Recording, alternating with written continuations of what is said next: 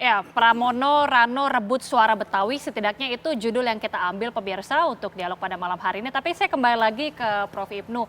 Karakteristik orang Betawi tadi ya, atau pemilih Jakarta ini sebenarnya kan sangat jauh berbeda dibandingkan daerah-daerah lain, Prof. Secara pendidikan rata-rata udah SM Pak, Jakarta ini. Rasionalitas lumayan jalan gitu ya. Lalu pergaulan, medsos segala macam sudah tinggi ya. Makanya Jakarta nggak laku tuh endorser. Karena lebih mandiri kan begitu. Jadi dia sudah mulai punya daya analisa sendiri lah. Ini calon saya, ini tipenya begini. Dibaca semua akhirnya memutuskan pemilihannya gitu. Lumayan lah menurut saya ada rational choice di DKI. Buktinya bagi saya sih ya 58 pemilih itu dan 48 golput. Memang ideal sih semua memilih ya, inginnya sih 90% punya hak suara memilih. Tapi biasanya makin tinggi tingkat pendidikan di negeri-negeri luar pun itu partisipasi rendah karena dia akan mikir terus ini calon saya kayak gini ya, nggak usah lah saya ikut ke situ, nggak usah aja datang ke TPS gitu. Justru sebaliknya bagi masyarakat yang masih pendekatannya budaya lokal begitu, biasanya tinggi itu partisipasinya tinggi ke TPS gitu. Nah DKI ini mulai ada tinggi rasional choice-nya, akhirnya partisipasi turun. Bagi kualitas demokrasi sama aja sih. Yang tidak milih pun bukan berarti tidak konsen dengan pemilihan, cuma dia tidak pergi ke TPS masalahnya kan begitu. Kan udah dengar juga dia kampanye, udah baca di medsos, di koran, di TV, di media-media lain. Tapi kok nggak pergi gitu. Jadi yang tidak milih bagi saya sih bukan tidak partisipatif gitu. Terlepas dari angka golput yang memang kita tahu cukup tinggi ya di Jakarta. Tapi ketika Prof menyebutkan rational choice tadi dan karakteristik pemilih dari Jakarta yang kemudian akhirnya kita lihat 50,07 ini memilih Pramono Rano Karno. Apa sebenarnya kira-kira analisa dari Prof alasan dari warga Jakarta yang memilih ini? Saya tadi sudah saya sampaikan lebih ke kedekatan proximity, social proximity kepada Pram dan Dul, yang terutama ke Dulnya ya DKI. Saya ulang sekali lagi harus dikatakan RK itu social proximity secara politik jauh dengan DKI, termasuk yang calon independen karena menawarkan gagasan-gagasan tinggi juga tidak terlalu dekat juga gitu ya kepada warga DKI begitu. Gitu itu menangnya di proximity sosial aja ini juga. Tapi kan ketika dua-duanya kita ketahui bahwa RK Suswono kan ini juga memiliki gagasan, visi misi kan ini juga bagus-bagus sekali. Kita lihat pada saat debat yang berlangsung, Pram Rano ini juga tidak kalah. Tapi artinya pemilih Jakarta ini tidak hanya melihat dari gagasan saja, begitu Prof? Iya betul. Maksud saya ada menu utama, ada menu tambahan kira-kira begitu ya. Menu utamanya kan sama, semuanya gagasannya.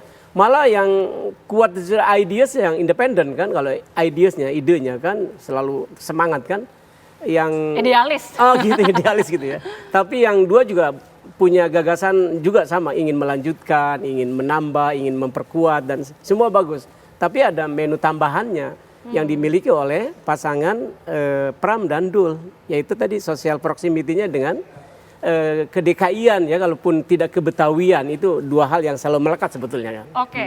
Mas Toto, ketika Prof mengatakan social proximity, kedekatan dari sisi kejakartaan, ini kita menerjemahkannya artinya Pram Rano ini memang jauh lebih Jakarta begitu ya, artinya dibandingkan dengan RK Suswono. Saya coba jelaskan dari pilihan komunikasi politik ya, misalnya. Ketika RK ini banyak berbicara hal-hal besar, Disneyland, lalu kemudian ingin membuat mobil curhat, Jakarta Utara ingin dibuat seperti Dubai, yang diutarakan oleh Pram dan Dul itu bahasa sebaliknya. Saya akan memastikan legacy yang sudah baik dari Anies terkait dengan Jack Linko, legacy yang baik dari Ahok terkait dengan pasukan oranye, itu akan saya lanjutkan dan saya sempurnakan. Legacy yang agak terlantar pada zaman Jokowi Ahok misalnya terkait Kalijodo, saya akan lanjutkan misalnya. Ini bahasa yang menurut saya lebih mudah dicerna. Dan ketika berbicara tagline, Ridwan Kamil Suswono menggunakan istilah Jakarta Baru. Buat saya itu blunder. Ketika kepuasan publik terhadap Anies Baswedan itu tinggi. Lalu Anda ingin menjadi antitesa dari Anies Baswedan. Lalu Anda memposisikan diri Anda dengan menggunakan warna biru yang buat sebagian masyarakat Jakarta, biru itu adalah lawan dari oranye loh, terutama penggemar bola. Ini kan ternyata warna itu ini juga sangat kan menentukan. pilihan-pilihan yang menurut saya akhirnya menjadi faktor pengikat ya buat Jackmania masyarakat maksudnya. Jakarta, betul. Dan ketika berbicara mengenai pilihan tagline, selain Jakarta menyala, ada bahasa lain yang digunakan oleh Pram Dandul, kagak ribet dah gitu. Sementara yang satu berbicara Disneyland, Dubai, yang satu bilang gua mah kagak ribet dah gitu ya misalnya. Jadi itu yang menurut saya tadi menjelaskan apa yang disampaikan oleh Prof. Sama-sama bisa diterjemahkan secara intelektual, ide-idenya. Tetapi ketika bicara mengenai bagaimana pesan ini lebih mudah sampai secara emosional, karakter komunikasi, pilihan kata, pilihan branding sampai tagline, menurut saya tidak dilakukan baik oleh pasangan Ridwan Kamil dan Suswono. Oke, Prof. Berarti kalau dari analisa Mas Toto, ketika justru RK Suswono ini kan banyak berbicara gagasan yang justru kan secara internasional, secara global ini kan sangat termakan harusnya oleh pemilih Jakarta yang notabene Prof bilang secara tingkat edukasi, pendidikan saja jauh lebih tinggi dibandingkan daerah lain, tapi malah ternyata tidak efektif. Tidak tertangkap ya, tidak termakan dengan pesan itu ya. Ya, karena soalnya kan ada kalau di dalam marketing itu udah digelar semuanya. Digelar semuanya, yang ini ngomong ini kan orang bisa compare ya kan.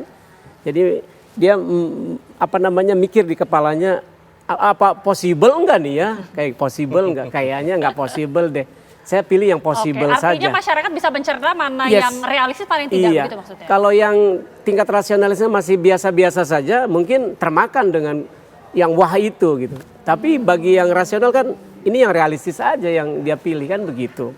Misalnya salah satu omongan Pram dan Dul itu biasanya balai rakyat ya. Rakyat. Itu kan bagi warga DKI balai rakyat itu penting sekali loh. Ya. Memang hidupnya dalam community di DKI itu di balai rakyat biasanya. Walaupun tidak go internasional iya, gitu ya. Iya, tapi di situ pemuda kumpul, remaja kalangan remaja kumpul di balai rakyat biasanya. Kan itu pesan-pesan yang membumi menurut saya. Oke, Mas Toto kembali lagi ketika Mas Toto mengatakan bahwa mungkin ini salah satu strategi yang dikemas secara mendalam oleh PDIP ya.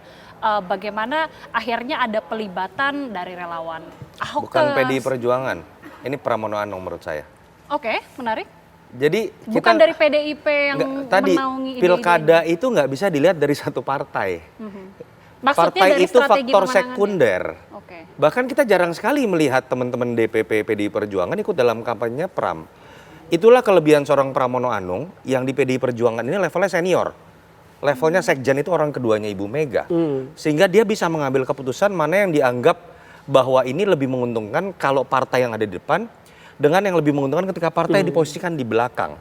Dan tadi kita sudah bahas keberhasilan dari Pram Dandul adalah ketika menempatkan teman-teman PDI Perjuangan bergerak tentu saja dan solid, tapi tidak ditampilkan di panggung depan. Bahkan saya merasa, analisis dan spekulasi ya, bahwa yang mengambil peran lebih besar bukan partai. Tapi Pramono Anung dengan tim-tim di sekitarnya, saya tidak tahu siapa, ada relawan, mungkin ada kelompok-kelompok profesional yang kemudian bisa membawa nuansa bahwa ini bukan pertarungan antar partai. Tapi apakah berarti dari PDIP sendiri sebenarnya sangat menyetujui bahwa strategi satu tidak terlalu mengedepankan identitas partai itu, dua kemudian ada pelibatan Pram Rano kemudian akhirnya merangkul Ahokers kemudian anak Abah juga. Ketika itu berjalan selama 3 bulan tanpa suara yang membantah dari PDI Perjuangan, artinya Pramono Anung berhasil meyakinkan. Ataukah ini memang sebenarnya strategi dari PDIP juga untuk menyusun skenario itu? Tidak, jadi nggak bisa kita nganggap semuanya partai. Partai itu sibuk dengan berbagai macam 545 kepala daerah. Jadi menurut saya ini keberhasilan Pramono Anung, tetapi intuisi seorang Megawati memilih Pramono Anung yang awalnya dipandang sebelah mata, ini harus diakui berbuah pada keberhasilan. Intuisinya seperti apa? Mungkin hanya Ibu Mega yang bisa menjelaskan. Karena kalau survei membacanya 0,1% orang ini hampir pasti tidak menang gitu. Tapi ternyata berbuah pada kemenangan. Prof, kan disebutkan sebenarnya faktor yang juga sangat mendongkrak kemenangan dari Pram Rano ini adalah Rano Karno. Rano Karno ini kan kemudian bahkan banyak sekali yang bilang orang itu sebenarnya lebih milih karena Rano Karnonya. Ini bagaimana penjelasan dari seorang Rano Karno yang akhirnya bisa membawa kemenangan seperti ini?